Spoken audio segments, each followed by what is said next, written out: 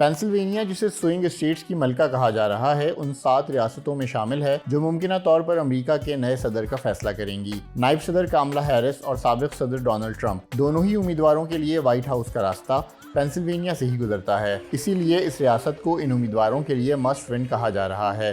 امریکہ کے صدارتی الیکشن میں کسی بھی امیدوار کو کامیابی کے لیے 270 الیکٹورل ووٹ چاہیے۔ 19 الیکٹورل ووٹوں کے ساتھ پینسلوینیا کا شمار امریکہ کی بڑی ریاستوں میں ہوتا ہے، لیکن یہاں کے نتائج کے بارے میں پیش گوئی کرنا بہت مشکل ہے۔ پینسلوینیا کے علاقے ایری میں واقع مرسی ہرسٹ یونیورسٹی کے پروفیسر جو مورس اس ریاست کے بارے میں بتا رہے ہیں جہاں ٹرمپ اور ہیرس دونوں نے بھرپور مہم چلائی ہے۔ Pennsylvania was once described as being Philadelphia. کسی زمانے میں پینسلوینیا کی تعریف یوں کی جاتی تھی کہ فلیڈیلفیا اور پٹسبرگ اور ان کے درمیان میں الاباما۔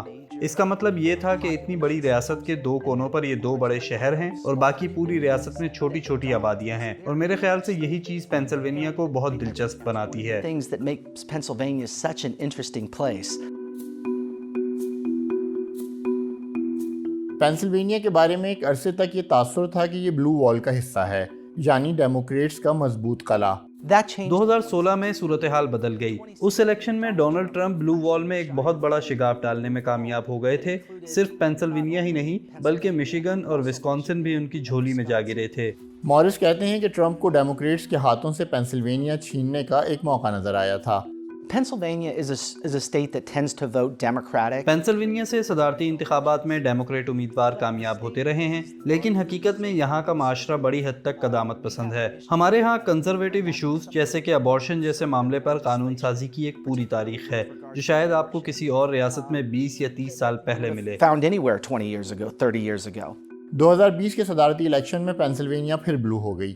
اس بار یہاں سے کامیاب ہونے والے امیدوار جو بائیڈن تھے جو یہاں کے شہر اسکرنٹن میں پلے بڑھے، لیکن اس کے باوجود حالیہ برسوں میں اس ریاست میں ریپبلکنز کا اثر بڑھا ہے۔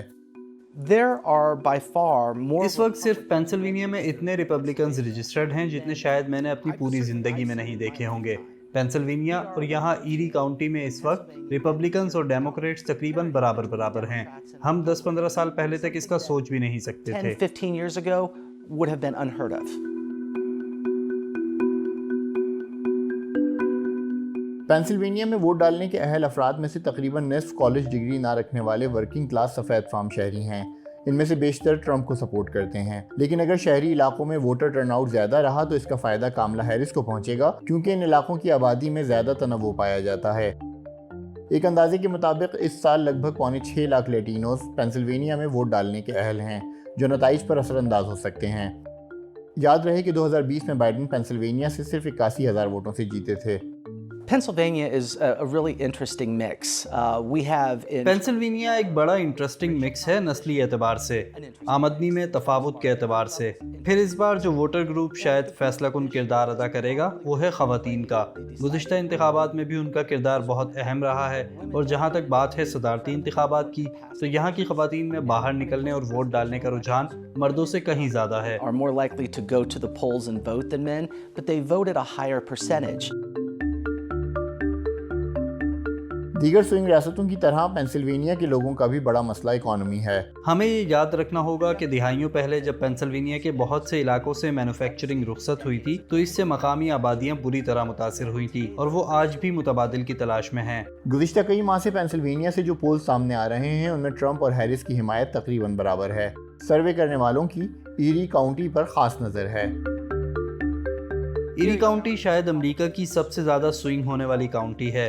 گزشتہ 25 میں سے 23 انتخابات میں اس کاؤنٹی سے بھی وہی جیتا جو پوری ریاست سے کامیاب رہا۔ لہٰذا اگر آپ سمجھنا چاہتے ہیں کہ پینسلوینیا کی سیاست میں ہو کیا رہا ہے تو آپ کو ایری سے اپنی کھوج شروع کرنا ہوگی۔ لیکن یہاں آ کر بھی یہ جاننا مشکل ہے کہ یہاں چل کیا رہا ہے۔ ہر جگہ ہی دونوں امیدواروں کے اشتہارات ہیں، اور ریپبلکن اور ڈیموکریٹ رضاکار دونوں ہی الیکشن ڈے سے قبل زیادہ سے زیادہ ووٹرز کی حمایت حاصل کرنے کی کوششوں میں مصروف ہیں۔